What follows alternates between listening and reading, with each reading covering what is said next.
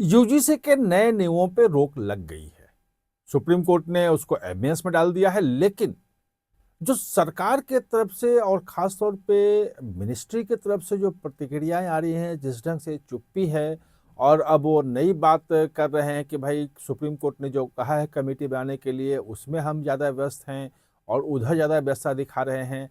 पूरे मामले को एक तरह से सुप्रीम कोर्ट के आड़ में जो छुपाने की कोशिश हो रही है, ये एक गलत चीज है, खतरनाक है। आखिर जो जिम्मेवार है इसके लिए वो कैसे नपेगा? किसने ये बातें उसमें डाल दी जबकि कहीं ये चर्चा में नहीं थी? इस पूरे मामले को समझने हैं आज बिटवीन द लाइंस में। तो जब बवाल मचा, जब 13 जनवरी को इन्होंने वो नियम जो है वो नोटिफाई कर दिए, वो सामने आया, तो 16 तारीख के बाद लग गए 10-12 दिन उसमें समझने में कि भाई ये कितना खतरनाक है। और इसका जब विरोध शुरू हुआ, सवर्णों ने शुरू किया, जब उत्तर प्रदेश में सब शुरू हुआ, तो फिर हुआ कि भाई सुप्रीम कोर्ट में लोग चले गए। सुप्रीम कोर्ट ने इसमें रोक लगा दी। लेकिन ये बात निकल के आ गई कि कहीं ना कहीं से मोदी सरकार या जो भी है ये ब्राह्मण विरोधी ये पूरा का पूरा लिया। और उत्तर प्रदेश का इलेक्शन है, वहाँ पे फॉरवर्ड वोट बहुत महत्वपूर्ण है। लगभग कहते हैं 25% है, इसमें 15-16% तो कहते हैं ब्राह्मण है, कुछ लोग 12-13% कहते हैं कि ब्राह्मण वोट है। तो जो भी है, सवर्ण का वोट वहाँ पे महत्वपूर्ण है, जो भाजपा का कोर वोट बैंक था, और वही नाराज हुआ। इस्तीफे उस्तीफे की बात तो खैर राजनीति की बात है, लेकिन विरोध प्रदर्शन जो कॉलेजेस में, जो सड़कों पे, आगरा में, बरेली में, लखनऊ में, बाकी जगह पे जो हुए, वो ये दिखा रहा था कि गुस्सा तो है। और सोशल मीडिया पे वो गुस्सा तो खुल के सामने आ रहा था। यहाँ तक कि अपने इनके सांसद भी थे। अब सुप्रीम कोर्ट का फैसला आ गया तो सब उसकी तारीफ कर रहे हैं कि ठीक है, अब खत्म हो गया और मोदी सरकार ठीक कर देगी इसको। ठीक होगा भी, क्योंकि ऐसा नहीं है कि जिस ढंग से सुप्रीम कोर्ट ने टिप्पणी की कि ये देश के विभाजनकारी जो है नियम थे, जिसको ये लाया था, देश को बांटने वाला था, और अगर ये रह जाता तो अमेरिका की तरह कहीं भारत में भी श्वेतों के लिए अलग और अश्वेतों के लिए अलग कॉलेज और हॉस्टल खोलने पड़ते, तो वो नौबत तक आ सकती। सुप्रीम कोर्ट का कहना था, मैं नहीं कह रहा हूँ, उसकी टिप्पणी थी कि ये तो विभाजनकारी था, देश को बांटने वाला था, देश को अंदर से अलग अलग करने वाला था। तो ये कह कर दिया। लेकिन जो सुप्रीम कोर्ट की टिप्पणी इतनी सख्त थी, तो भाई जिसने वो किया उस पर कार्रवाई होनी चाहिए। लेकिन उसके बजाय हुआ क्या कि जो संसद की स्थायी समिति है दिग्विजय सिंह, उसके ऊपर, उनके ऊपर सारी चीजें मरने की कोशिश हुई और कहा गया कि संसदीय समिति की सिफारिश थी, इसके लिए हमने ये किया। भाई वो सिफारिश थी, उस सिफारिश तो बहुत पुरानी थी, और उसके बाद आपकी अपनी कमेटी आपने बनाई थी, क्योंकि सुप्रीम कोर्ट का भी आदेश था कि 2012 का जो नियम है वो पुराने हो गए हैं, इसको ठीक किया जाए। और आपकी कमेटी ने जो ड्राफ्ट दिया, रिपोर्ट अपनी बनाई, नियमों का जो ड्राफ्ट आपके पास पहुंचा, वो भी 1 साल पहले पहुंचा, फरवरी 2025 में गया था। उसमें तो कहीं भी ये बात ओबीसी शब्द का जिक्र ही नहीं था। उसमें उसमें तो ये जिक्र ही नहीं था कि भाई कोई अगर झूठी शिकायत करेगा तो उसके खिलाफ कोई कार्रवाई नहीं होगी।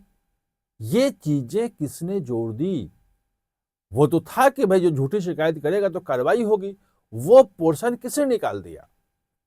और जब नियमों का जो 3C है उसमें जब क्लियर क्लियर 3E है, उसमें क्लियर कर लिखा हुआ है कि भाई जाति, क्षेत्र, धर्म, ये सब किसी भी आधार पर अगर कोई भेदभाव होता है, तमाम उसमें आधार दिए हुए हैं, तो उसके खिलाफ शिकायत होगी, कार्रवाई होगी, कमेटी उसको देखेगी। जो आपने कहा कि इक्वलिटी कमेटी बनेगी, तो कमेटी में सब लोग होंगे और वो देखेगी। तो फिर अलग से SC ST और OBC जोड़ने की क्या जरूरत थी? 2012 में तो SC ST था, क्योंकि SC ST के साथ जाति आधारित जो है भेदभाव होता है। OBC के साथ जाति आधारित भेदभाव होता है ऐसा नहीं है। OBC एक जो तबका है, वो संविधान का जो अनुच्छेद 14-15 है उससे निकला है कि सोशियो इकोनॉमिक बैकवर्ड क्लास है, ये सामाजिक आर्थिक रूप से पिछड़े हैं, शैक्षणिक रूप से पिछड़े हुए हैं ये।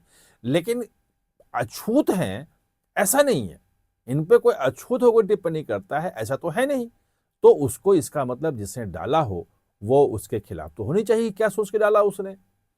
ये तमाम चीजें हैं। और ये अगर प्रोसेस अगर आप देखेंगे तो भाई अंडर सेक्रेटरी जो है वो तैयार करेगा कि भाई ड्राफ्ट के आधार पे कि भाई नियम क्या होने चाहिए, फाइल चलेगी आगे। डिप्टी सेक्रेटरी उस पर कमेंट लिखेगा कि हाँ सही है नहीं है, क्या चेंज होनी चाहिए। डायरेक्टर लिखेगा विभाग का कि इसमें क्या है क्या नहीं है। फिर ज्वाइंट सेक्रेटरी लिखेगा उस पर, वो सहमति है नहीं है, और फिर सेक्रेटरी के पास जाएगा। इस पूरे प्रक्रिया में ये क्या अंडर सेक्रेटरी ने ये सारी चीजें जोड़ दी थी, या वो सेक्रेटरी लेवल पे जुड़ी, या वो डायरेक्टर लेवल पे वो शामिल हुई?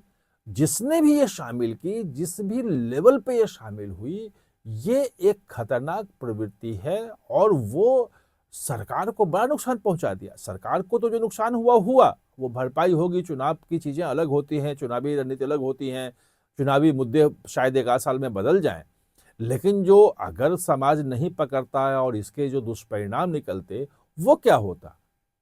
तो निश्चित रूप से जो अब जो दिख रहा है, इस पे सरकार ने बिल्कुल जो चुप्पी साध रखी है कि अब हम व्यस्त हैं कि सुप्रीम कोर्ट ने जो गाइडलाइंस दिया है उसके आधार पे हम काम करेंगे, इसको कैसे और हम समावेशी नियम को बनाए इस पे देखेंगे। एक कमेटी बनाने की बात है, कमेटी में कौन कौन हो, एक पारदर्शी तरीके से हो और जिम्मेवार लोग उसमें होंगे। ये सब सारी बातें हो रही हैं, ये अच्छी बात है, लेकिन इसका मतलब ये नहीं है कि जो इन नियमों को, इस ढंग से विभाजनकारी चीज़ों को जो डालने वाले थे वो बच निकले। उनके खिलाफ सारी चीज़ें साफ करके एक इंक्वायरी बिठा करके और उनके खिलाफ कम से कम डिपार्टमेंटल एक्शन तो होनी ही चाहिए। डिपार्टमेंटल इंक्वायरी लें और फिर डिपार्टमेंटल जो है उस पर कार्रवाई करें, ये तो होनी चाहिए, लेकिन ऐसा होता दिख नहीं रहा है। ये बड़ी बात है, ये सोचने वाली बात है। आप हमारे साथ जुड़े, इसके लिए बहुत बहुत धन्यवाद।